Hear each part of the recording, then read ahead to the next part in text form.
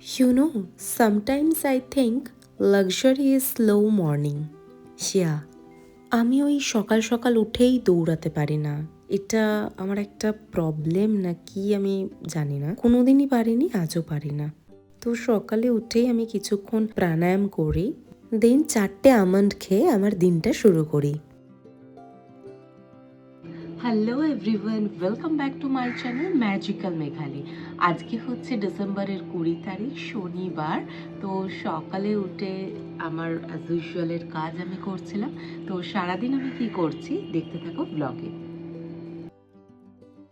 আজকাল না অনেকেই মনে করে যে কনফিডেন্ট হওয়া মানে হচ্ছে সবসময় লাউড থাকা, অন্যদের ওপর ডমিনেট করা বা নিজের কথা জোরে জোরে বলা, অন্য কারোর থেকে আমি যে বড় এটা জাহির করা।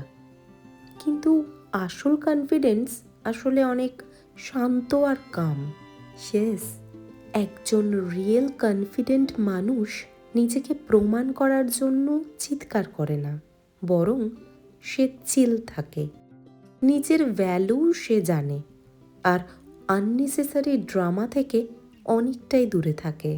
সে বোঝে কখন কথা বলতে হয় আর কখন চুপ থাকাটা বেশি পাওয়ারফুল। তার কনফিডেন্ট আচরণ থেকেই বোঝা যায় যে সে নিজের ওপর ঠিক কতটা ট্রাস্ট করে। তাই যখন আপনি কাউকে অবজার্ভ করবেন, দেখুন সে কতটা কাম আন্ডার প্রেশার, কিভাবে সে কনফ্লিক্ট হ্যান্ডেল করে, তার নন ভার্বাল বিহেভিয়ার কেমন। যাদের রিয়েল কনফিডেন্স আছে তারা শব্দ দিয়ে নয়, প্রেজেন্স দিয়েই প্রভাব ফেলে।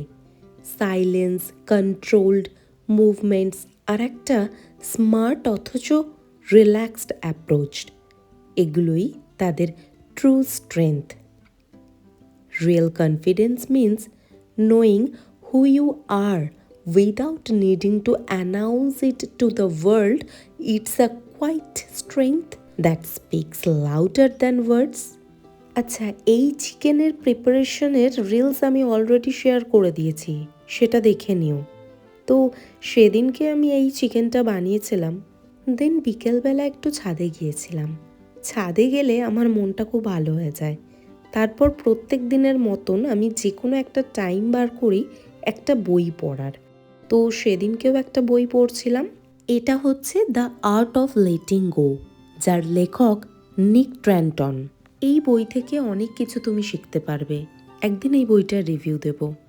তারপর বিকালের দিকে আমি রেডি হয়ে গিয়েছিলাম একটু বেরোবো তাই। এদিকে কাকিমা নাড়ু বানাচ্ছিল। কাকিমা দারুণ নাড়ু বানায়। তারপর আমি আর তুহিন একটা ক্যাফেতে গেছিলাম। ক্যাফেতে গিয়ে কিছুটা টাইম স্পেন্ড করলাম দুজনে, আর অল্প কিছু স্ন্যাক্স খেয়েছিলাম। তারপর কিছু ফটো তুললাম অ্যান্ড একটু গসিপও করলাম আমরা দুজন মিলে, মানে প্রচুর গল্প করি, আমাদের গল্প আর শেষ হয় না। যাই হোক, ওই ক্যাফের অ্যাম্বিয়েন্সটাও মোটামুটি ভালোই ছিল। ক্যাফে থেকে বেরিয়ে আমি আর তুহিন চলে গেলাম তুহিনের মাসির বাড়ি। ওখানে আমাদের কড়াইশুঁটি কচুরি খাওয়ার নিমন্ত্রণ ছিল। যাই হোক, তারপর মাসির বাড়ি থেকে চলে এলাম আবার আমাদের নিজেদের গন্তব্যে। এইভাবেই কাটলো আরও সুন্দর একটা দিন। আবার দেখা হবে নেক্সট ব্লগে। আজকের মতো টাটা।